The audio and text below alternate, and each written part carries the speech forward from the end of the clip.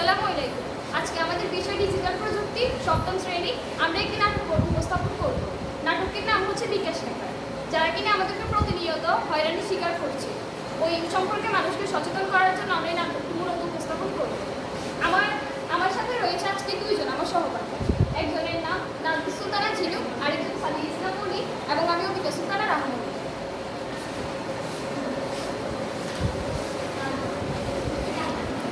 আসসালামু আলাইকুম। আপনি অনেক ভাগ্যবতী একটি ব্যক্তি যেটা আমাদের এই অফারটা পেয়েছেন। আমাদের এখান থেকে আপনাকে 2000 টাকা উপহার দেওয়া হবে।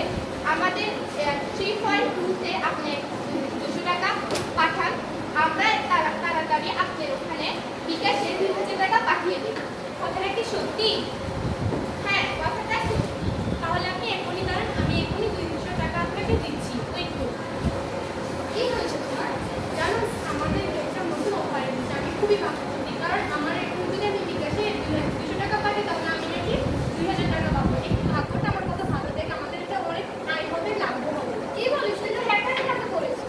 বাংলাদেশে এখন বিভিন্ন ধরনের হ্যাকার বের হয়েছে, যারা কিনা মানুষকে প্রতিনিয়ত হয়রানি স্বীকার করছে। তারা মানুষকে বলে বিকাশে 2 থেকে 300 টাকা বিকাশ করলে তারা পরবর্তীতে তাদেরকে 3 থেকে 4,000 টাকা বিকাশ করবে।